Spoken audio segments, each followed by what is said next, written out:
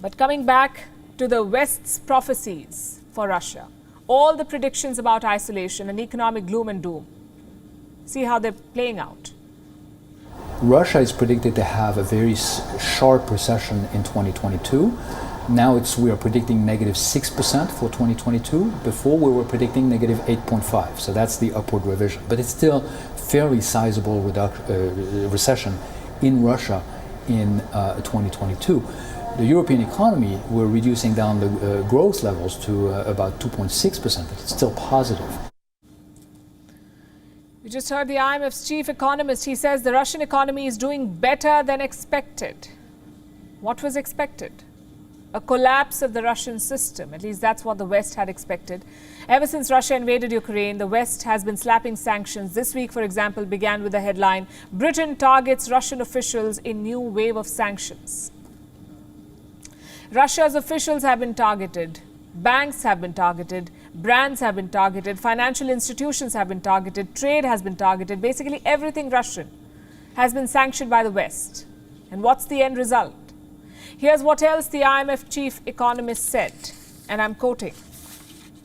The Russian central bank and the Russian policymakers have been able to stave off a banking panic or financial meltdown when the sanctions were first imposed. He also said that the rising energy prices are, quote unquote, providing an enormous amount of revenues to the Russian economy. What about the West? The countries that slapped sanctions on Russia, how are they faring? Europe is bearing the brunt of the energy war. Look at Germany. On the 22nd of February this year, Germany suspended the certification of the Nord Stream 2 pipeline. This move was supposed to hurt Russia. Today is the 27th of July 2022 and Germany is in the middle of an energy crisis. By the end of this week, their energy supply will drop to 20%. Moscow says it's all because of technical reasons, but the world knows that Putin is pulling the strings. He is punishing the EU's biggest economy. European sanctions have basically boomeranged. The 27 EU states are scrambling to fill their gas storage. Case study number 2, the United Kingdom. On the 22nd of February, the UK froze assets of 5 Russian banks. Again, it is the 27th of July today. The IMF is upgrading Russia's GDP estimate by 2.5 percentage points. What about the UK? Its inflation has hit a 40-year high and it faces a 50-50 chance of recession. And I'm not saying that the Russian economy has not been affected at all. Russia has taken a hit, no two ways about it. Its economy is going to contract by at least 6%. But for the West, it will be a Pyrrhic victory, if you can call it a victory at all. The UK, for example, is expected to grow by 0.5% in 2023.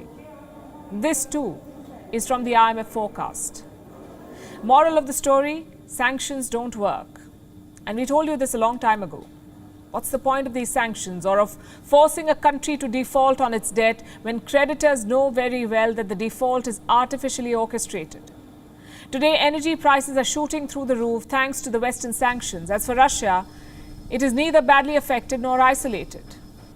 You heard what the IMF had to say. Now look at where Russian Foreign Minister Sergei Lavrov has been jet-setting. He is on a tour of Africa. So far, he's visited Egypt, Congo and Uganda. Next stop, Ethiopia. In Congo, Lavrov defended the war. He blamed the West for the rising prices and said there are no barriers to Ukraine's grain exports. Unbiased experts also confirmed what we have said since the very beginning. The grain terminal of Odessa port is located at a considerable distance from the military part. There are no obstacles to starting deliveries of grain to customers in line with the deal signed, and we have not created any obstacles. In Uganda, President Yoweri Museveni told Lavrov that he saw no reason to criticize the Russian war. Do you see what they're trying to do here? This tour of Africa is Russia's way of diversifying its diplomacy, of looking away from the West. It is geostrategic posturing. Russia accounts for less than 1% of foreign direct investment in Africa. This continent has by and large been a battlefield between the West and Asia and China, in fact. Africa has also refused to be party to Western sanctions, much like Asia. African countries have not joined the West in slamming Russia. Remember, 17 African nations abstained on a UN resolution against Russia's war. They see the futility of sanctions. And Russia sees another opportunity to counter the West. WION is now available in your country. Download the app now and get all the news on the move.